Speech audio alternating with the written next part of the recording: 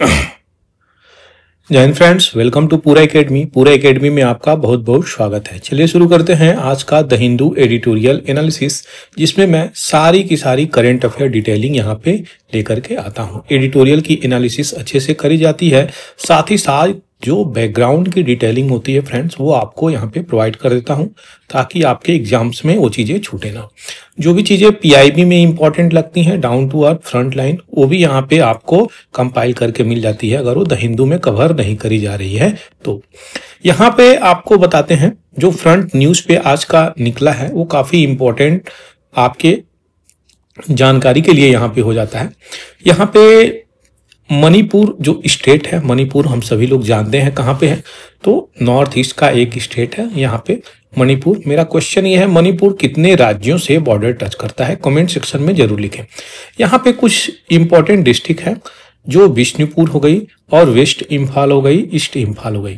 तो यहाँ पे इस लोकेशन की अगर हम बात करें फ्रेंड्स, यहाँ पे बहुत ज़्यादा रायट्स हो रहा है। राइट्स होने की वजह से यहाँ पे बहुत सारे लोगों की जानें भी गई हैं। अभी क्या बात हुई है यहाँ पे, क्या इंपॉर्टेंट एस्पेक्ट निकल के आया है, तो जो 6 बॉडी एब्डक्ट किए गए थे, यानी जो 6 लोगों को किडनैप किया गया था। एब्डक्शन का मतलब जब बड़े लोगों को किडनैप किया जाए तो एब्डक्शन कहते हैं, बच्चों को किया जाए तो किडनैप कहते हैं। तो यहाँ पे यही चीजें निकल के आई हैं कि उसमें से 5 बॉडी मिली हैं, लाशें मिली हैं नदियों में, जिनके कारण यहाँ पे बहुत सारे दंगे शुरू हो गए। यहाँ पे रिसेंटली आपको पिछले वीडियो में मैं बताया था, जो एमएलए हैं राजकुमार इमो सिंह, यानी आपके बीरेन सिंह जो सीएम हैं, उनके सन इन लॉ हैं, दामाद। तो वहाँ पे उनके घर पे जाकर के बहुत तोड़फोड़ भी मची। 2 कम्युनिटी के बीच में, मितई प्लस कुकी, इन 2 कम्युनिटी के बीच में यहाँ पे बहुत सारा तनाव हो गया। अब इस तनाव को देख करके यहाँ पे सीआरपीएफ भी लगाए गए हैं, मिलिट्री फोर्सेस लगाए गए हैं, जिसके कारण देखते हैं किस हिसाब तक ये चीजें निकलती हैं। बात करी जा रही है कुछ यहाँ पे बच्चों के भी, 2 साल के बच्चों की बॉडी मिली है, और यहाँ पे कुछ वुमेन है जो अभी भी मिसिंग चल रही हैं। देखते हैं किस प्रकार से चीजें चल रही हैं। यहाँ पे कुकी जो ट्राइब है, उसके लोगों को यहाँ पे मारा गया है। कहा जा रहा है कि उस सिर पे टारगेट किया गया था बंदूक से, और सिर पे उनको गोली मारी गई थी। एनपीपी जो एक पार्टी है, नेशनल पीपल्स पार्टी, ये अपना बीजेपी की जो गवर्नमेंट है उससे अलायंस को तोड़ चुका है। देखते हैं कैसी निकल के आती है आगे न्यूज, वो आपको इन्फॉर्म करी जाएगी। काफी इंपॉर्टेंट चीजें हैं फ्रेंड्स। जब भी मैं मणिपुर के बारे में आपको बताता हूं तो मैं ये चीज हमेशा बताता हूं कि मणिपुर में जो भी चीजें चल रही हैं, वो गवर्नमेंट अगर चाह ले, एक पॉलिटिकल विल को दिखाए, तो ये चीजें ऐसी होंगी नहीं। इसको रिजॉल्व किया जा सकता है, ये चीजें समाप्त हो सकती हैं। लेकिन वही है, पॉलिटिकल विल की कमी होने की वजह से ये चीजें चल रही हैं अभी तक। गवर्नमेंट प्रयास कर रही है, मैं ये नहीं कह रहा हूं कि प्रयास नहीं कर रही है, कर रही है गवर्नमेंट, लेकिन बात यह है कि करने मात्र से ये चीजें संभव हो जाती तो हो गया होता। यहाँ पे आपका एक पॉलिटिकल विल, इंटेंशन दिखाना पड़ेगा कि मुझे क्या स्टेप लेना है, अगर आप पीस प्रोसेस सही में चाहते हैं तो। नेक्स्ट जो न्यूज निकल के आ रही है, नाइजीरिया से निकल के आ रही है। मैं पिछले वीडियो में बोला ही था कि प्रधानमंत्री आपके नाइजीरिया जाने वाले हैं और वहां से कुछ न कुछ भारत को सौगात मिलेगी। तो देखते हैं भारत नाइजीरिया को क्या देता है और यहां से क्या लेता है। तो वो चीजें डिटेलिंग एडिटोरियल में तो आएंगी ही, लेकिन यहाँ पे अभी बात करी जा रही है, तो टैकल करने की बात करी जा रही है। किस कंट्री की? नाइजीरिया की। तो वहां पे टेररिज्म चल रहा है, लूट चल रहा है, ड्रग ट्रैफिकिंग चल रहा है। तो ये सब भारत के प्रधानमंत्री बोले हैं, हम कहीं ना कहीं इसमें सहयोग करेंगे आपकी इन सब चीजों से निपटने के लिए। वहां के प्रेसिडेंट का क्या नाम है? तो यहाँ पे याद रखिएगा, बोला अहमद टिनुबी। तो इनका BAT से नाम याद रखिएगा, बोला अहमद टिनुबी बैट, नाइजीरिया के प्रेसिडेंट हैं। बहुत सारे यहाँ पे सेपरेटिज्म और पायरेसी, ड्रग ट्रैफिकिंग, इस प्रकार की चैलेंजेस यहाँ पे हैं। दोनों कंट्री मिलके इसको टैकल करने का वादा करी हैं, यही यहाँ पे बात चला है। डिफेंस के चीजों में भी बात चल रही है, देखते हैं कहां तक चीजें निकल के आती हैं। 6000 स्ट्रॉन्ग इंडियन एक्सपेट्रिएट कम्युनिटी यहाँ पे की pillar of the Indian Nigeria relations को लेके बताई गई है। और भारत जो है यहाँ पे फूड सिक्योरिटी को लेकर के भी काफी सचेत रहा है और बोला है कि 20 टन रिलीफ हम सप्लाई करेंगे उन अफेक्टेड एरिया में जो बाढ़ से प्रभावित हो गई थी। तो ये पूरी चीजें हैं। अफ्रीकन यूनियन की हम बात कर रहे हैं। रिसेंटली G20 जब हुआ था इंडिया में तो अफ्रीकन यूनियन को हम लोगों ने ऐड किया था। याद रखिएगा, जब दिल्ली में मंडपम में G20 की मीटिंग हुई थी तो उस समय हम लोग ऐड किए थे किसको, अफ्रीकन यूनियन को। तो उसका पार्ट है ये सब कुछ कंट्रियां जो यहाँ पे गौरव की बात होती है नाइजीरिया के लिए भी। तो भारत के प्रधानमंत्री ये सब बातें बोले। अब बात आती है नाइजीरिया की।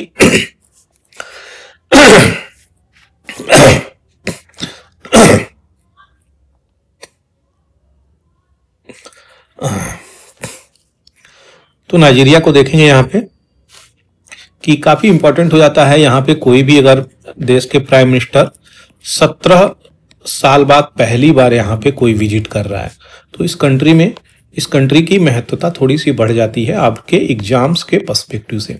तो एग्जाम्स को लेके फ्रेंड्स काफी सचेत रहा करिए।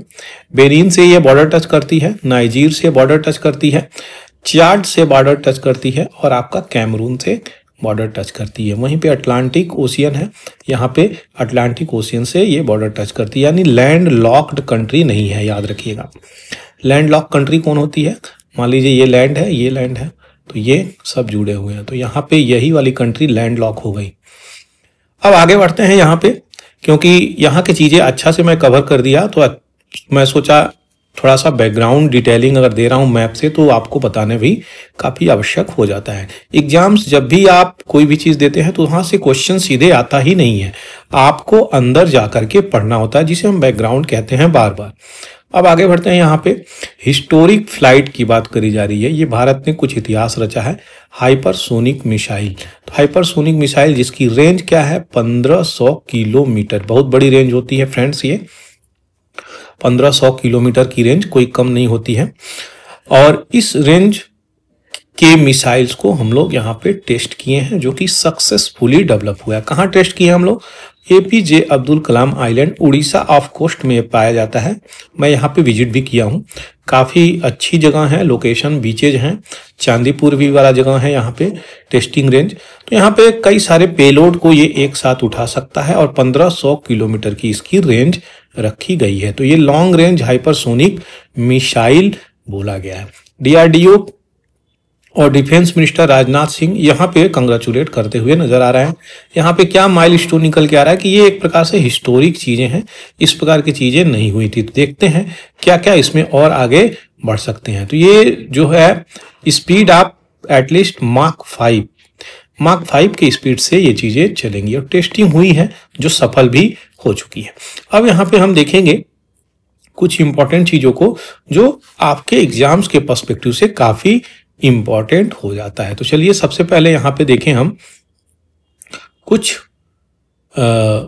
IGMDP, यानी जब मिसाइल की बात करी गई है तो ये वाली बात ना हो, ये हो ही नहीं सकता, क्योंकि ये काफी इंपॉर्टेंट IGMDP ये मिसाइल जो ग्रुप बनाई गई थी वो अब्दुल कलाम आजाद जी के द्वारा इस प्रोजेक्ट पे कार्य किया गया था, जो आज के डेट में नहीं है। अब यहाँ पे IGMDP है क्या, उसको समझेंगे तब जाकर के आपको ये चीजें थोड़ा बैकग्राउंड में समझ में आएगी। बात करी जा रही है फ्रेंड्स 1983 के पहले की, थोड़ा हम आपको पास्ट में लेके चलेंगे। IGMDP की पूरी नाम अगर बात करें तो integrated guided missile development programme इसका पूरा नाम है। ये डिफेंस मिनिस्ट्री का प्रोग्राम चलता है और रिसर्च और डेवलपमेंट को अच्छे से ले जा करके, ताकि हम अच्छे रेंज का मिसाइल तैयार करें, ये प्रोग्राम लेकर के आती है डिफेंस मिनिस्ट्री। इसको मैनेज किया जाता है DRDO और ऑर्डिनेंस फैक्ट्री बोर्ड के द्वारा। किसके पार्टनरशिप में, तो जो गवर्नमेंट है, पॉलिटिकल ऑर्गेनाइजेशन है, इनके साथ मिलकर के ये चीजें होती हैं। तो DRDO, ऑर्डिनेंस फैक्ट्री और गवर्नमेंट ऑफ इंडिया। बात करी जा रही है जब इंदिरा गांधी थी, इंदिरा गांधी की मृत्यु कब हुई थी, तो 84 में हुई थी। उन्हीं के बॉडीगार्ड ने उन्हें गोली मारी थी। इंदिरा गांधी यहाँ पे उनके डिफेंस मिनिस्टर कौन थे, R. वेंकट रमन, और जो साइंटिफिक एडवाइजर थे वो कौन है, वीएस अरुणाचलम। इनका भी नाम काफी इंपॉर्टेंट है। ये लोग मिलकर डिफेंस मिनिस्टर में डिसाइड करते हैं कि कुछ इस प्रकार से टेक्नोलॉजी होना चाहिए कंसोलिडेटेड, और यहाँ पे उस टेक्नोलॉजी को बनाने की बात करते हैं। तो ये प्रोजेक्ट सीधे दे दिया जाता है एपीजे अब्दुल कलाम। उस समय ये साइंटिस्ट के रूप में वहां पे विराजमान थे। तो 82-83 के सेशन में स्टार्ट होता है और ये प्रोजेक्ट 2008 में कंप्लीट होकर मिल जाता है भारत सरकार को। यहाँ पे देख सकते हैं ये इस प्रकार की मिसाइलें हैं, बहुत ही पावरफुल मिसाइलें हैं। अब यहाँ पे इस प्रोजेक्ट में कितने प्रकार के, तो एक प्रकार से याद रखिएगा आप, यहाँ पे मैं एक एक्रोनिम बना दे रहा हूँ, PATNA, पटना। ये एक्रोनिम काफी इंपॉर्टेंट हो जाता है फ्रेंड्स, ये पटना से आपको याद रहेगा चीजें। तो P stand for Prithvi missile, A for अग्नि, T फॉर त्रिशूल, N फॉर नाग और A फॉर आकाश। तो पटना से आप भूलेंगे नहीं, एक्रोनिम काफी इंपॉर्टेंट हो जाता है। पृथ्वी का जो मिसाइल है वो short range surface to surface होता है। क्वेश्चन यहीं से कई बार बनाया गया है, पृथ्वी सरफेस टू सरफेस है या सरफेस टू एयर है। तो ये जो मिसाइल है वो सरफेस से सरफेस पे मार करने वाली मिसाइल है, ऐसे उड़ के जाएगी, ऐसे मार करेगी। अग्नि की बात करी जाए तो ये भी सरफेस टू सरफेस मिसाइल है, लेकिन लॉन्ग रेंज की मिसाइल है। आज के डेट में अग्नि की बात करें तो 1, 2, 3, 4, 5, 6 ये और आगे बढ़ती हुई चली जा रही है। तो 5वें नंबर तक आ चुकी है, जो 5000 किलोमीटर तक की रेंज तय करती है। इसे इंटरकॉन्टिनेंटल बैलिस्टिक मिसाइल भी बोलते हैं अग्नि को। आकाश की अगर बात करें हम तो यहाँ पे medium range surface to air missile है आकाश की। वहीं पे त्रिशूल की बात करें तो ये भी सरफेस टू एयर है, शॉर्ट रेंज। नाग जो है एंटी टैंक गाइडेड मिसाइल है। तो मिसाइल ये भी है नाग जो टैंक को टारगेट करता है, एंटी टैंक गाइडेड मिसाइल है। अब आशा करते हैं मिसाइल के बारे में जो चीजें भारत ने डेवलप किया है 1983 से लेकर 2008 तक, और आज के इस परिदृश्य में हम लोग इंटरकॉन्टिनेंटल बैलिस्टिक मिसाइल ICBM का तैयारी में जुटे हुए हैं, यानी अपग्रेड कर रहे हैं ICBM हमेशा। तो ये अग्नि का ही है ICBM जो हम लोग हमेशा डेवलप करते हुए नजर आ रहे हैं। आज के परिदृश्य में कुछ लॉन्च व्हीकल को भी देखेंगे तो यहाँ पे SLV, यहाँ पे satellite launch vehicle, augmented satellite launch vehicle जिसे ASLV बोलते हैं, PSLV आया, फिर GSLV मार्क सेकेंड आया, मार्क थर्ड आया। आज के अगर परिदृश्य में बात करें तो LVM-3, HRLV, ये दोनों अभी बनाने के फेज में है, यानी डेवलपिंग फेज में है। हम इन्हें डेवलप कर रहे हैं, बहुत हद तक कार्य कर चुके हैं। जबकि यहाँ पे हम बात करें तो ये लोअर अर्थ ऑर्बिट में डालने के लिए 40 किलो पेलोड ले जाने में सक्षम था। ये भी लो अर्थ ऑर्बिट 150 किलो, और सारी की सारी फ्यूल इसमें सॉलिड की लगती थी, इसमें भी सॉलिड की लगती थी। और PSLV जब आया तो क्रांति लेकर आया, सॉलिड लिक्विड दोनों का इसमें फ्यूल लगता है और लगभग 500 kg तक ये लेके चल जाता है। ये सन सिंक्रोनस पोलर ऑर्बिट में लेकर के जा सकता है। GSLV पावरफुल माना जाता था, ये भी सॉलिड लिक्विड क्रायोजेनिक, ये तीनों इसमें आता है, यानी सॉलिड लिक्विड और गैस। 2200 kg तक इसको उठाने की क्षमता है, और जियो सिंक्रोनस ऑर्बिट यानी 36,000 किलोमीटर तक ये लेकर के जा सकता है उस ऑर्बिट में जो जियो सिंक्रोनस की ऑर्बिट होती है। यहाँ पे बात करी जाए तो सॉलिड लिक्विड GSLV करता है और 4000 पेलोड लेके जा सकता है। ये भी सन वाले ऑर्बिट में 36,000 के आसपास किलोमीटर डिस्टेंस पे ले आकर रख सकता है कोई भी सैटेलाइट को। तो ये व्हीकल है जो गाड़ी में हम लोग जाते हैं, गाड़ी में बैठ के फॉर एग्जाम्पल हम लोग अगर जाते तो इसको गाड़ी मान लीजिए, ये व्हीकल इसीलिए बोला जाता है। इस व्हीकल के अंदर सैटेलाइट होते हैं, वहां पर ले आकर के उसको छोड़ देता है। तो ठीक पैसेंजर मानिए, पैसेंजर इसके अंदर बैठे हैं, जाकर के छोड़ देगा। आशा करते हैं आसान शब्दों में जो समझाया वो समझ में आया होगा। तो यही चीजें हैं जो यहाँ पे मुझे आपको बतानी थी। टेस्टिंग हुई है, थोड़ा सा बैकग्राउंड डिटेलिंग इंपॉर्टेंट हो जाता है जब एग्जाम्स का बात आती है। तो एग्जाम्स को लेके फ्रेंड्स काफी इंपॉर्टेंट न्यूज बनता है, कोई भी क्वेश्चन बनेगा वो बैकग्राउंड से ही बनेगा। COP29 की बात करी जा रही है। मैं पहले ही यहाँ पे बताया था आपसे कि जो भी डिस्कशन ही वहाँ पे कोई बहुत ज्यादा प्रोग्रेस निकल के नहीं आया। बात यहीं पे आके फंस गई, क्या पैसे की फिनांस की बातें आके वहाँ पे फंस गई। इंडिया इस प्रकार की बातें बोल रहा है कि जो भी लोग आप लोग यहाँ पे बाकू में डिसीजन लिए हैं, COP29 बाकू में मीटिंग हुई है, अजरबैजान की कैपिटल है बाकू, तो वहाँ पे बहुत फ्रूटफुल चीजें नहीं हुई हैं। आप लोगों को मदद करनी चाहिए पैसे से, फिनेंशियल प्लस टेक्नोलॉजी से मदद करनी चाहिए, तब जाकर के ये चीजें हो पाएंगी।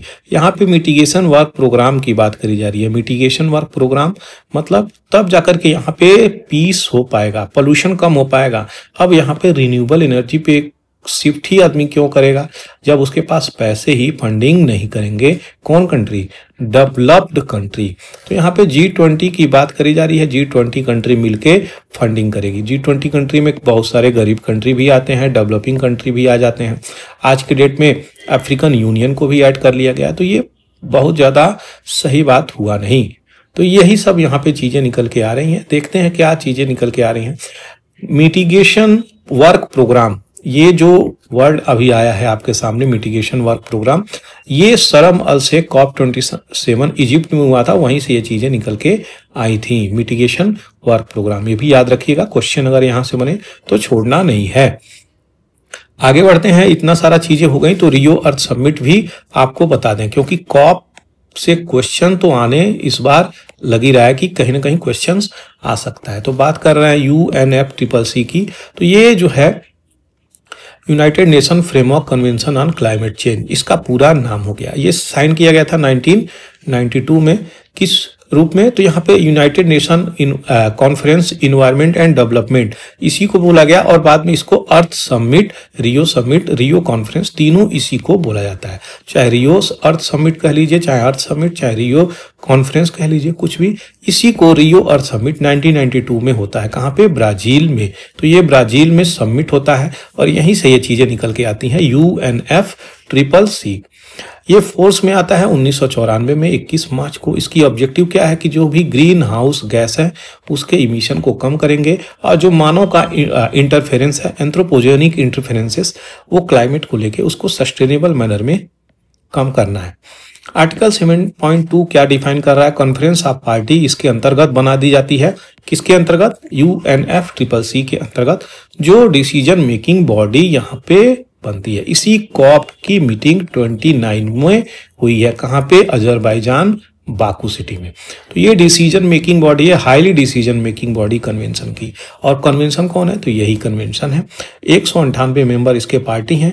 अब यहाँ पे बात करी जाती है CBD, convention of biological diversity, जो कहाँ से आया? अर्थ समिट 1992 से आया और इसको 93 में इन्फोर्स किया गया। कार्टाजीना और नगोया प्रोटोकॉल, इसी के 2 सप्लीमेंट्री एग्रीमेंट हैं convention on biological diversity. CBD के अंतर्गत कार्टाजीना और नगोया ये दोनों आते हैं। आशा करते हैं जो भी इस स्लाइड में मैं बताया आपको समझ में आया होगा। चलिए आगे बढ़ते हैं। सारी डिटेलिंग आपको बता दिया मैं, बैकग्राउंड डिटेलिंग। फ्रेंड्स, अगर आप इस चैनल पे नए हैं तो सब्सक्राइब कर सकते हैं। और एक स्पेशल आपको मेरा रिक्वेस्ट है आपसे, अगर आप ये वीडियो देख रहे हैं तो ये वीडियो ज़्यादा से ज़्यादा लोगों तक पहुंचाने का प्रयास कर सकते हैं। वो कैसे? तो अपने फेसबुक, जो आपका फेसबुक है उस पर आप शेयर कर सकते हैं। व्हाट्सएप चला रहे हैं तो उस पर शेयर कर सकते हैं। इंस्टाग्राम चला रहे हैं तो उस पर आप शेयर कर सकते हैं, ताकि ज़्यादा से ज़्यादा बच्चों तक ये चीज़ें पहुँचे। कई लोग इस पे यहाँ पे कमेंट लिख रहे हैं कि ये चीज़ बहुत अच्छी है लेकिन ज़्यादा यहाँ लोगों तक पहुँच नहीं रही है। तो आप इसमें मदद कर सकते हैं और आपके इस अथक प्रयास के लिए मैं बहुत आभारी रहूँगा। आगे बढ़ते हैं और बताता हूं मैं यहाँ पे, अगर आपको PDF चाहिए तो PDF यहाँ से आप डाउनलोड कर सकते हैं इस चैनल पे जाकर के, टेलीग्राम पे। आगे बढ़ते हैं। काफ़ी इंपॉर्टेंट कुछ एडिटोरियल आई हुई है, उसको हम देखेंगे। वो एडिटोरियल जो है यहाँ पे एपिडेमिक को लेके बात कर रही है। फ्रेंड्स, पैंडेमिक, एपिडेमिक, इसमें अंतर है। पैंडेमिक मतलब मान के चलिए एक कंटिनेंट है, पूरे कंटिनेंट में ये चीजें फैल गई लगभग, तो पैंडेमिक बोली जाएगी। एपिडेमिक यानी किसी एक विशेष कंट्री में, किसी एक पर्टिकुलर जगह पे ये चीजें फैली है। पैंडेमिक, एपिडेमिक, तो इसे एपिडेमिक बोलेंगे यहाँ पे। अब यहाँ पे एपिडेमिक बढ़ रहा है किस चीज के संदर्भ में? तो इंडिया की बात करी जा रही है। WHO जो टारगेट रखा है कि डायबिटीज जो है 2030 तक बहुत तीव्र गति से बढ़ेगी और डायग्नोज करने की आवश्यकता है। 1990 की बात करी जा रही है। 200 मिलियन, ऑलमोस्ट 20 करोड़ लोग, पीपुल, डायबिटीज जो थे, आज के डेट में 4 गुना उनका विकास कर गया है। 200 से सीधे 800 मिलियन, ऑलमोस्ट 80 करोड़ की बात करी जा रही है। और यहाँ पे देखिए 800 मिलियन लोग 2022 में यहाँ पे डायबिटीज के शिकार हो गए हैं। ग्लोबल डायबिटीज की बात करी जाए तो एडल्ट में ये तीव्र गति से बढ़ रहा है, 7 से 14% के आसपास हो चुका है। तो ये इतनी तीव्र गति से बढ़ रहा है 1922 तक, जो यहाँ पे लैंसेट के रिपोर्ट में, ये मेडिकल के फील्ड में अपना रिपोर्ट देती है द लैंसेट, याद रखिएगा। और इंडिया की अगर बात करें तो highest number of the people की बोली जा रही है जो डायबिटीज यहाँ पे निकल के आ रहे हैं भारत में। उसके बाद चाइना का नंबर है। सोचिए चाइना जैसी कंट्री अपना कितना कम करके रखी है, हमारे जैसे कंट्री में इस प्रकार की चीजें होने नहीं है। क्यों? क्योंकि लोग अपना फिजिकल एक्सरसाइज करने को यहाँ पे राजी ही नहीं है। लोगों को क्या चाहिए? सीडेंटरी लाइफ स्टाइल, यानी एक ही जगह रुके रहे, सारा काम ओला से हो जाए, सारा काम स्विगी से हो जाए, इसी सब चीज को लेकर के यहाँ पे बहुत सारी बीमारी होती है। तो सीडेंटरी लाइफ स्टाइल मतलब अपने स्वयं कुछ नहीं करना है, सब बैठे बैठे कार्य हो जाए, इस प्रकार की चीजें हैं। तो चिंताजनक है ये बातें। और नंबर केसेस बढ़ रहे हैं भारत में। अब कुछ इस प्रकार के जो डायबिटीज के टेस्टिंग की बात करी जा रही है, तो एक होता है फास्ट, आप खाली पेट रहेंगे और तब ब्लड का टेस्ट करेंगे, और एक होता है नॉर्मल, ऐसे ही दो प्रकार के टेस्ट हैं। भारत में जो टेस्ट हो रही है मेथोडोलॉजी, वो क्या है, उस डाटा को लेके आ रहा है जो फास्टिंग प्लाज्मा ग्लूकोज, यानी फास्टिंग करने के दौरान ही वो चीजें होती हैं, जिसके कारण और भी ज्यादा ये चीजें निकल के आ रही हैं कि यहाँ पे कितने लोग यहाँ पे डायबिटीज है। तो ये दो मेथोडोलॉजी हैं। पहली मेथोडोलॉजी आपका पेट जब खाली रहेगा तो टेस्ट होगा, दूसरा नॉर्मल तरीके से टेस्टिंग कर दी जाएगी। यहाँ पे उस प्रकार के केसेस बढ़ रहे हैं, एलिवेट हो रहे हैं HB1A1C का, तो यहाँ पे इस प्रकार के केसेस बढ़ रहे हैं। अब स्टडी में क्या यहाँ पे निकला, तो बहुत सारी जो लोग हैं डायबिटीज के शिकार हुए हैं। साउथ एशिया की अगर हम बात करें तो डायबिटीज भारत में बहुत तीव्र गति से बढ़ रहा है। 3 डिकेड, दशक की अगर बात करें, 30 सालों की, तो यहाँ पे किसी इस पे डाउट करने की आवश्यकता ही नहीं है, इतनी तीव्र गति से बढ़ रहा है। कारण, अब कारण की यहाँ पे बात किया जाए कॉजेज की, तो अनहेल्दी फूड हम लोग खाते हुए चले जा रहे हैं। ये पिज्जा, बर्गर, डोसा, पता नहीं क्या क्या यार खाते रहते हैं। हाई कैलोरी फूड जिसमें बहुत सारी एनर्जी और फैट होती है, तो ये rich in carbohydrate and saturated fat, जिसके कारण हमारा वेट बढ़ जाता है, और वेट बढ़ जाएगा तो बॉडी की फंक्शनिंग और मोटालिटी सारी की सारी चीजें यहाँ पे घट जाती हैं। मेटाबॉलिक एक्टिविटी भी घट जाती है, कैटाबॉलिक घट जाएगी, एनाबॉलिक एक्टिविटी घट जाएगी, तो सारे प्रोसेस ये घट जाते हैं, जिसके कारण बॉडी अपने आप से ही रिस्क फैक्टर में चला जाता है। तो ये डायबिटीज तो होना ही है। 2023 के इस रिपोर्ट में WHO की बात करी जा रही है, तो यहाँ पे ओवरवेलमिंग एविडेंस मिला है, जैसे कि सिगरेट जो पीते हैं, रिस्क फैक्टर में है, उनको भी डायबिटीज हो रहा है। 30 से 40% की बात करी जा रही है, इस प्रकार के शिकार हो रहे हैं। निकोटीन की बात करी जा रही है, जो सिगरेट उगरेट पीते हैं, तंबाकू खैनी खाते हैं, उनको भी इस प्रकार के दिक्कतों का सामना करना पड़ रहा है। तो डायबिटीज में क्या हो जाता है, इंसुलिन का बनना बंद हो जाता है या फिर कहीं कम हो जाता है, जिसके कारण आपके ब्लड में ग्लूकोज की मात्रा बढ़ जाती है, जिससे आपका वर्किंग फंक्शन कम हो जाता है, आपको वीकनेस हमेशा महसूस होगी। तो इसी प्रकार की बातें चली जा रही हैं। प्रोडक्शन इंसुलिन और ग्लूकोज प्रोडक्शन ज्यादा हो जाता है, कॉजिंग जो डायबिटीज बाद में आपको करता है। बहुत सारी बातों में अगर जब डायबिटीज बढ़ती है तो आपको हृदय रोग, कार्डियोवास्कुलर डिजीज भी हो जाती है, और मॉर्टेलिटी रेट भी भारत में बढ़ जाती है। इस प्रकार की चीजें अगर बात करी जाए तो जो प्रेग्नेंट अवस्था में महिलाएं रहती हैं, गेस्टेशनल डायबिटीज की बात करी जा रही है, उनके बच्चों को भी, यहाँ पे चिल्ड्रन को भी, इन्फेंट को भी, जो गर्भाशय में बच्चे हैं, जो बच्चे अभी जन्म नहीं लिए हैं, उनको भी, यानी उस वक्त भी उनको ये चीजें हो रही हैं। इस प्रकार की प्रॉब्लम गर्भ से ही शुरू हो रही है, तो माँ और बच्चों दोनों को यहाँ पे खतरा हो रहा है। तो रेपिडली तरीके से ये चीजें बढ़ रही हैं, 2030 तक बहुत तीव्र गति से बढ़ने वाली हैं। 80% जो लोग हैं डायबिटीज के यहाँ पे हैं, और 80% लोग उससे जूझ रहे हैं, जो ग्लाइसीमिया, उनको दवा से रोका गया है, कंट्रोल किया गया है। कुछ इस प्रकार की कहानी थी फ्रेंड्स। WHO की बात आई तो यहाँ पे WHO की डिटेलिंग बढ़ जाती है। वर्ल्ड हेल्थ ऑर्गेनाइजेशन एक स्पेशलाइज्ड एजेंसी है यूनाइटेड नेशन के अंतर्गत, जो जिम्मेदारी लेती है कि इंटरनेशनल पब्लिक हेल्थ किस प्रकार से रखनी है। हेडक्वार्टर जिनेवा स्विट्जरलैंड में है। 6 रीजनल ऑफिस इसके हैं, 150 फील्ड ऑफिस वर्ल्ड वाइड फैलते हैं। 7 अप्रैल को वर्ल्ड हेल्थ डे मनाया जाता है, क्योंकि स्थापना इसकी इसी दिन हुई थी। United Nation economic and social council इसकी पेरेंट ऑर्गेनाइजेशन है। कौन सा रिपोर्ट निकालती है? World health report, mortality database, health inequality और ग्लोबल हेल्थ ऑब्जर्वेटरी, ये सब निकालती है report, world health statistic report. आशा करते हैं जो चीज़ें अभी आपको बताया वो समझ में आया होगा। फ्रेंड्स, अगर समझ में आया हो तो चैनल को आप सब्सक्राइब कर सकते हैं और अपने फेसबुक पे जो सोशल मीडिया उस पर शेयर करना बिल्कुल भी नहीं भूलें, ये मेरा आपसे रिक्वेस्ट है। आगे बढ़ते हैं। यहाँ पे काफ़ी इंपॉर्टेंट न्यूज़ निकल के आ रहा है और इस न्यूज़ की मैं डिटेलिंग काफ़ी अच्छे से आपके सामने रखने वाला हूँ। और यहाँ पे इस को कवर करने से पहले हम थोड़ा यहाँ पे बैकग्राउंड में चले जाएंगे। बात करी जा रही है जस्टिस की। तो आप लोगों ने जो भी फिल्म देखा होगा फ्रेंड्स, उस फिल्म में कुछ इस प्रकार की चीजें मेंशन करी जाती हैं। यानी यही वो लेडी हैं, जस्टिस लेडी, जिन्हें एक हाथ में तलवार दिखाया जाता है और दूसरे हाथ में क्या? तराजू दिखाया जाता है। यानी इस तराजू में यह दर्शाया जाता है कि जो इक्वेलिटी है वो चीजें होंगी, और इस हाथ में जो तलवार दिखाया जाता है वो दिखाया जाता है जस्टिस डिलीवरी की जाएगी। आंख में यहाँ पे फ्रेंड्स पट्टी बंधी हुई रहती है। क्यों? ये दिखाता है कि हम किसी से कोई भी किसी भी प्रकार का पक्षपात नहीं करेंगे, पार्शियलिटी नहीं करेंगे, इसीलिए आंख पे यहाँ पे पट्टी बांधी हुई रहती है। अब ये सब चीजें एक लेडी के हाथ में और लेडी के दोनों हाथ में और सिर में जो आंख है उसको पट्टी बांध कर दर्शाता है कि आंख जो देखता है उसी के बारे में विचार कर लेता है, उससे बाहर बहुत कम सोचता है।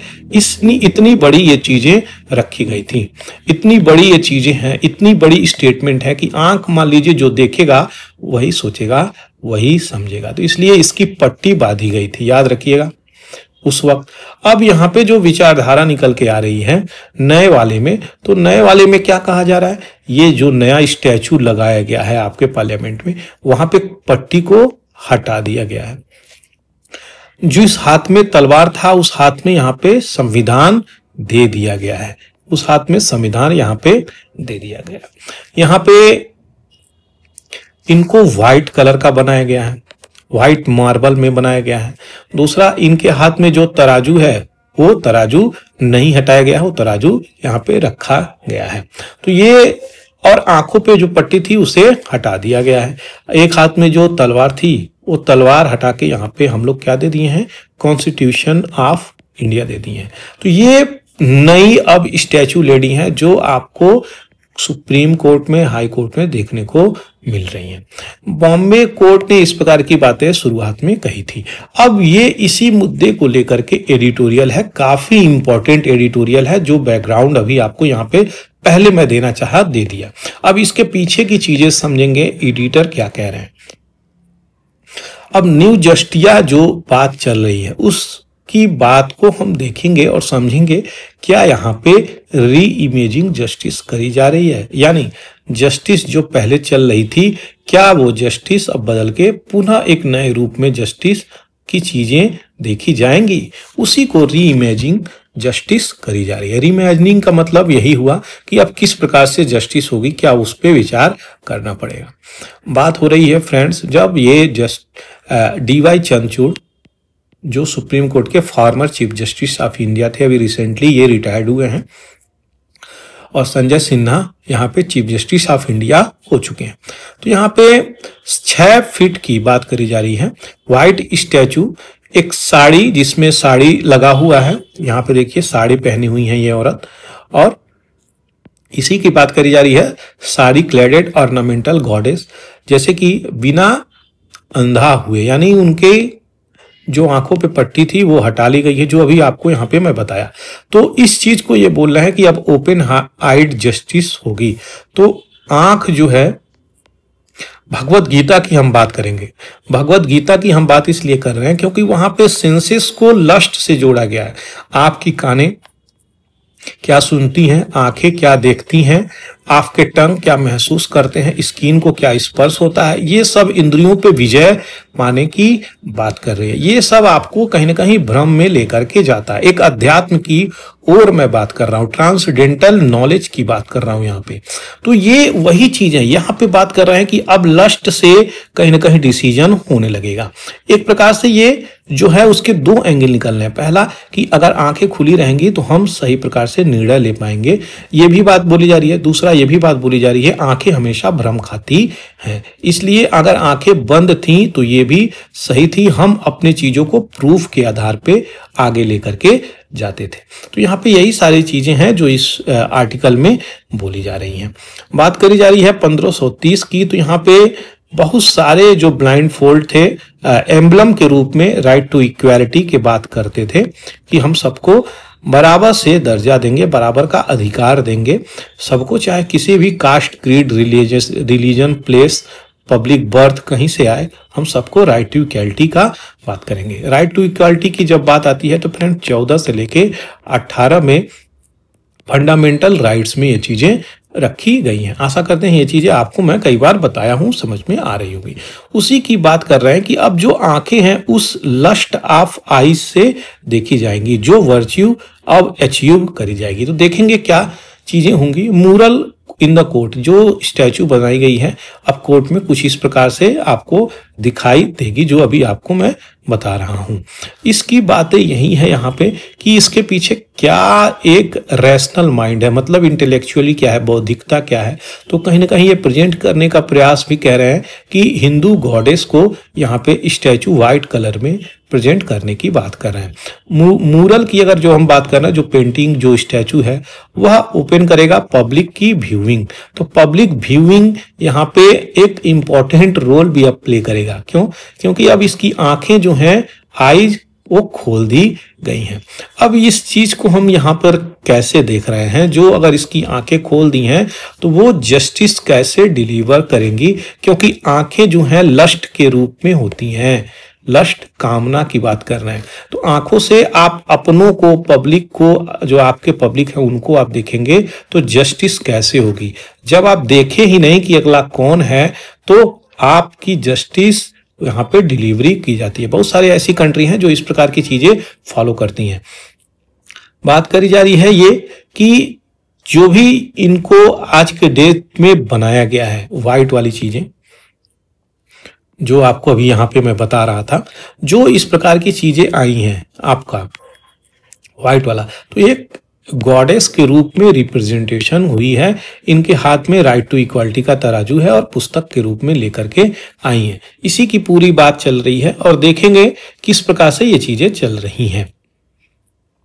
अब ओपन आई जस्टिस होगी, आंख खोलकर जस्टिस होगी। तो यहाँ पे फॉर्मर सुप्रीम कोर्ट के जज एम जगन्नाथ रॉय, इनका क्या इंटरप्रिटेशन है, इसके संदर्भ में बात क्या कही जा रही है। तो जो धर्म शास्त्र है वो सिग्निफाई कर रहा है, बताता है कि total knowledge to one and all, सबको ये चीजें मिलनी चाहिए। और यहाँ पे सुप्रीम जो है बट नॉट इनफैलिबल, तो ये सबसे बड़ा है लेकिन इनफैलिबल नहीं है। इनफैलिबल मतलब उसके बात को काटा नहीं जा सकता है, वो गलत नहीं हो सकता है। इनफैलिबल का मतलब यही है, जैसे वेदा को इनफैलिबल बोला गया है तो वो उसके बाद को आप काट नहीं सकते। इनफैलिबल, हर समय में वो चीजें सटीक बैठेंगी, तो उसे इनफैलिबल की बातें बोली जा रही हैं। यहाँ पे 2000 में इंटरप्रेटिंग स्केल ऑफ जस्टिस 2017 में इस प्रकार का चीजें आता है। उसके बाद बहुत सारी चीजें निकल के आती हैं, धर्मशास्त्र को लेकर सिग्निफाई करती हैं इंडियन कॉन्स्टिट्यूशन को, ऐसा बात ये बोल रहे हैं। अब यहाँ पे नए स्टैचू जो भीमराव अंबेडकर के बगल में यहाँ पे जब एंट्री करेंगे जज, तो उनके अगल बगल भीमराव अंबेडकर की स्टैचू और यहाँ पे इस प्रकार की सिग्निफिटिया जो जस्टिस की स्टैचू है नारी की, अभी आपको दिखाया व्हाइट कलर का, वो भी लगी मिलेगी। तो कैसे हम इस रिलीजन बेस्ड इंक्लूजन को एक्सक्लूजन में बदलेंगे। इतना रिलीजन की जो बातें चल रही हैं हम उसको कैसे तोड़ पाएंगे अगर आंख हमारी खुली रहेगी, क्योंकि भारत तो एक सेकुलर कंट्री है। भारत एक सेकुलर कंट्री होने के नाते हम यूनिटी इन डाइवर्सिटी की बात करते हैं। तो बहुत बड़ा बड़ा क्वेश्चंस यहाँ पे निकलेगा। ये कोई छोटा आर्टिकल है ही नहीं फ्रेंड्स, ये बहुत ही बड़ा आर्टिकल है। इस पे किताब लिखी जा सकती है, इतनी बड़ी आर्टिकल है ये। तो ये सब चीजों को हमें पहलुओं को समझना पड़ेगा कि आंख खोल देने से क्या सच में कुछ प्रॉब्लम है, या फिर आंख खोलने से हम देखकर ही सही प्रकार से निर्णय ले पाएंगे। तो ये अपने लोगों को अगर देखेगा व्यक्ति तो कैसे निर्णय ले पाएगा, ये आइडियोलॉजिकल परसेप्शंस है एक प्रकार से, जो यहाँ पे क्वेश्चन मार्क उठा रहा है। पहले ये नहीं देखती थी तो ये समझा जाता था कि कानून अंधा है। कानून अंधा है का मतलब क्या है, ये कोई नेगेटिव टर्म में नहीं था, ये पॉजिटिव टर्म में था। कानून अंधा है यानी वो किसी को देख नहीं रहा है कि भैया आप उसके चाचा हैं कि फूफा हैं, भतीजे हैं, वो सबको इक्वल ट्रीट कर रहा है। तो राइट टू इक्वलिटी तब जाकर के डिलीवर होती थी। आज के परिदृश्य में बात करी जा रही है डिस्क्रिमिनेशन की, तो कंट्रोवर्सी क्या निकल के आ रही है यहाँ पे कि हिस्ट्री ऑफ द मदर और चाइल्ड स्टैचू। तो जो कोर्ट सजेस्ट कर रहा है यहाँ पे कि किस प्रकार से हम इंक्लूसिव अप्रोच लेकर के लाएंगे, सबको जोड़ करके आगे चलेंगे और विजुअल आर्ट फॉर्म जो यहाँ पे चल रहा है उससे हम रिप्रेजेंट कराएंगे अपनी किस चीज को, जस्टिस को। तो ये सोच रहे हैं कि इस चीज को हम जस्टिस से रिलेट करके लेके चलेंगे। देखते हैं जो आइकनोग्राफिकली अभी प्रेजेंट किया गया है किस प्रकार से ये चीजें चलती हैं और आगे बढ़ती हैं। सही मायने में जो इक्वालिटी, जुडिशियल इंडिपेंडेंस की बात करी जा रही है, वर्च्यू की बात करी जा रही है, वो आपके डॉक्ट्रिन ऑफ स्ट्रक्चर में है। तो doctrine of structure basic structure of the constitution, इसको अमेंड नहीं किया जा सकता है। 42nd कॉन्स्टिट्यूशनल अमेंडमेंट भी इसी से जुड़ा हुआ है। कई सारे ऐसे अमेंडमेंट जो यहाँ पे केशव नंदा भारती केस 1973 में आता है और यहाँ पे वो चीजें बेसिक स्ट्रक्चर निकल के आती है। डी कोलोनाइजेशन की बात करी जा रही है, जब हम कोलोनाइजेशन से लेके डी कोलोनाइजेशन तक, यानी जब हम कॉलोनी थे अंग्रेज के, अंग्रेजों ने जब हम पे गुलाम किया और जब हम अंग्रेज से मुक्त हो गए, फ्रीडम मिल गई 1947 में, तो डी कोलोनाइजेशन तक का ये सफर तय किया और हम आज के डेट में यहाँ पे स्टेट वायलेंसेस और डिस्क्रिमिनेशन से कहीं ना कहीं उबरने का प्रयास कर रहे हैं। तो आशा करते हैं जो भी चीजें यहाँ पे मैं बताया इस चीज को लेकर के आपको वो समझ में आई होगी। क्या चेंजेज हो गए हैं फ्रेंड्स, वो भी आपको समझ में आया होगा। ये जो ओल्ड वाला दिखाया वो भी आपको समझ में आया होगा, जो न्यू बताया वो भी आपको समझ में आया होगा। चलिए आगे बढ़ते हैं, देखेंगे नया एडिटोरियल। कुछ अकाउंटेबिलिटी की बात करी जा रही है। हम सभी लोग जानते हैं 7 अक्टूबर को हमास इजराइल पे अटैक करता है। वो अटैक क्यों करता है, वो अपना रिटेलिएटरी अटैक यानी बदला लेने के लिए, एक्शन लेने के लिए करता है, क्योंकि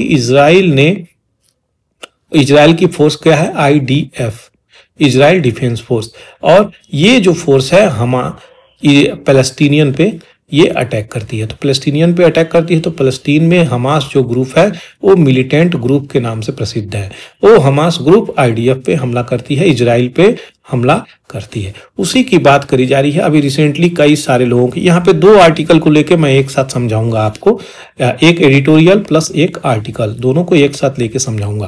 तो यहाँ पे इसी की बात कर रहे हैं। इजराइल जो है यहाँ पे पुनः लेबनान जैसी और ईरान जैसी कंट्री में अटैक करने का मुकाबला हो रहा है। लेबनान में तो बहुत सारे अटैक हुए हैं, ईरान ने भी अटैक किया है इजराइल पे। तो ये रिटेलिएटरी प्रोसेस चल रहा है जिसके कारण बहुत सारे लोगों की डेथ हो रही है। अगर डेथ की बात करें यहाँ पे तो नेतन्याहू ये कर रहे हैं, ये तो अभी छोटा छोटा चीज है, हम इसको और बड़े गोल में बदलेंगे। मेरा यही ऑब्जेक्टिव है कि हम किस प्रकार से अपने लोगों की रक्षा करेंगे। तो अपने लोगों की रक्षा करने के चक्कर में पैलेस्टीनियन को मारने पे तुले हुए हैं। इजराइल यहाँ पे कई सारे बिगेस्ट अटैक से जूझ रहा है। 1948 में जब पैलेस्टीन प्लस इजराइल दोनों को अलग अलग सॉवरेनिटी दी गई थी। तो यहाँ पे नेतन्याहू कुछ सोच ही नहीं रहे हैं इस चीज के बारे में। इनको बस सिक्योरिटी और फेलियर की यहाँ पे बात क्वेश्चन उठी थी। किस चीज का सिक्योरिटी और फेलियर, कि इतना सारा चीजें सिक्योरिटी थी, सब चीजें मालूम थी आपको, फिर भी ये अटैक कैसे हमास वालों ने इजराइल पे कर लिया। तो इसकी जिम्मेदारी सिक्योरिटी ऑफ फेलियर आप क्यों नहीं ले रहे हैं। अब यहाँ पे सिक्योरिटी ऑफ फेलियर की बात करी जा रही है। तो यहाँ पे कई सारे डॉक्यूमेंट थे जो अभी रिसेंटली वो डॉक्यूमेंट लीक हो गए, जो क्लासिफाइड डॉक्यूमेंट थे, जो ये बता रहे थे कि कहीं ना कहीं इंफॉर्मेशन यहाँ पे लीक अभी जो हुई है वो ये बता रही है कि प्राइम मिनिस्टर ऑफिस मतलब नेतन्याहू को ये सब चीजें आरोप लग रहा है इनके ऊपर कि आप हमास अटैक करने वाले हैं, करें या कितने कितने समय में कितने हमास करेंगे, अभी और कितने करने वाले हैं, ये वाला डॉक्यूमेंट रिलीज हो गया, लीक हो गया। क्लासिफाइड डॉक्यूमेंट उसे बोलते हैं, जो डॉक्यूमेंट बहुत ही सीक्रेट तरीके से रखा जाता है। उसके कारण वो अपने जो ब्यूरोक्रेट थे उनको धमकी उमकी भी दिए, बहुत सारे रिकॉर्ड्स निकल के आई। तो यहाँ पे इजराइल जो है बेसिकली सिक्योरिटी स्टेट और कल्चर की यहाँ पे बात कर रहा है कि किस प्रकार से जो सिक्योरिटी लैप्स कर चुका है। हमास ने भी तैयारियां अच्छे से करी थी इनको समझाने के लिए, किसको, इजराइल को। यहाँ पे ये बातें बोली जा रही हैं। Gold mayor labour prime minister, यहाँ पे प्राइम मिनिस्टर थे योम किपुर वार के समय। ये कब हुआ, तो इजिप्ट में हुआ था 1973 में। तो इसी समय थे सॉरी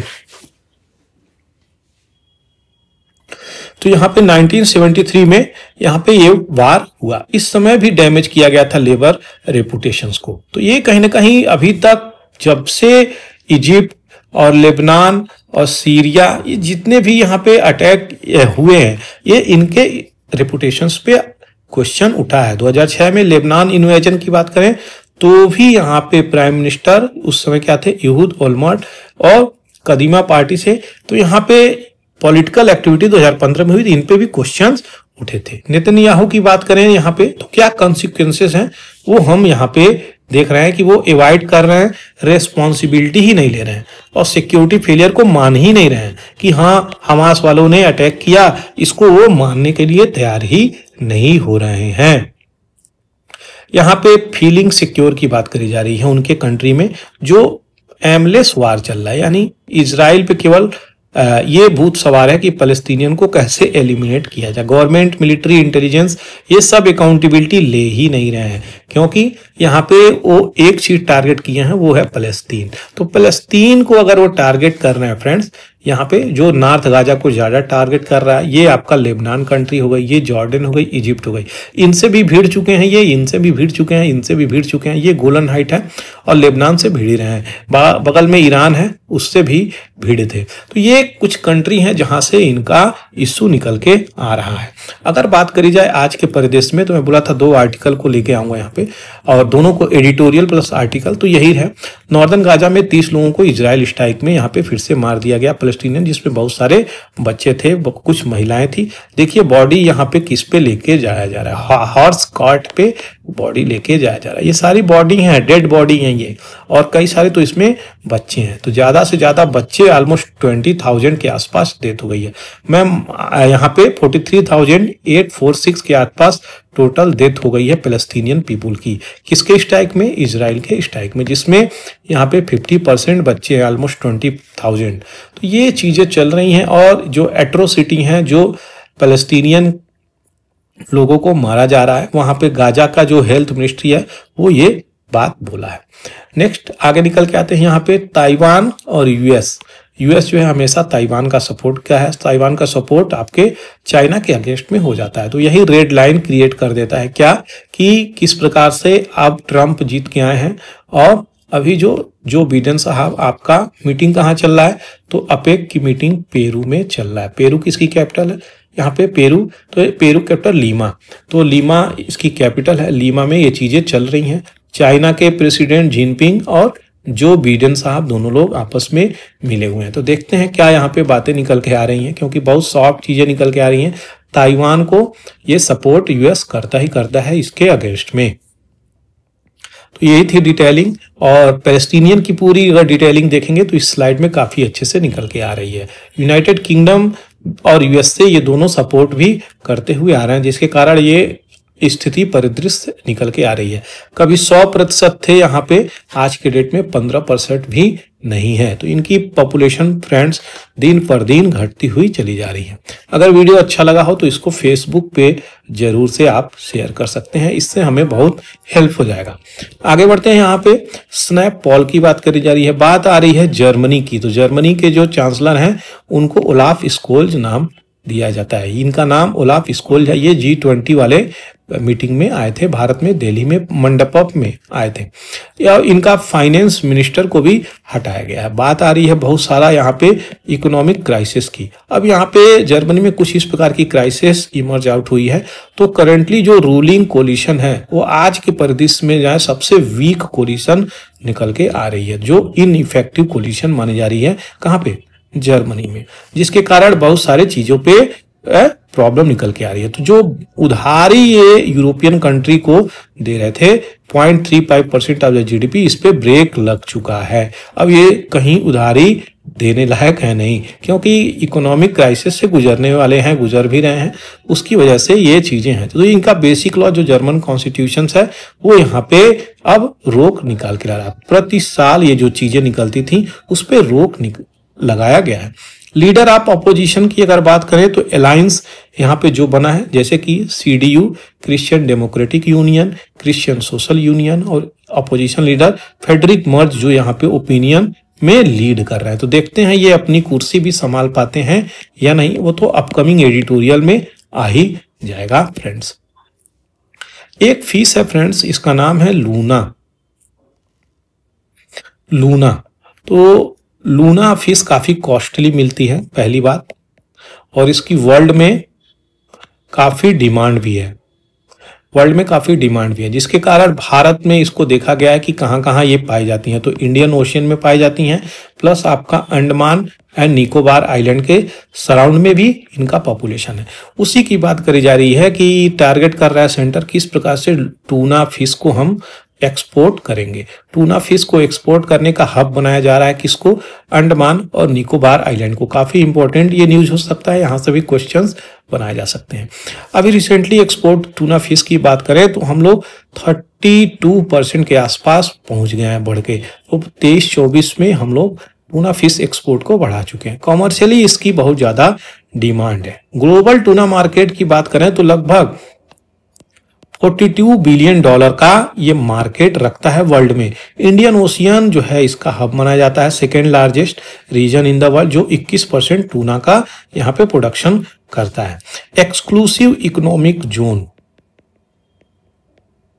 ये जोन 200 नॉटिकल माइल तक होता है। फॉर एग्जाम्पल अगर भारत का ये लैंड है तो इन पार्ट तक ये 200 माइल्स तक ये एक्सक्लूसिव इकोनॉमिक जोन है। यहां तक आप फिशिंग कर सकते हैं, इसके बाहर फिशिंग नहीं कर सकते। तो इसी को एक्सक्लूसिव इकोनॉमिक जोन बोलते हैं, EEZ। वहां तक हम लोगों का फैलाव है।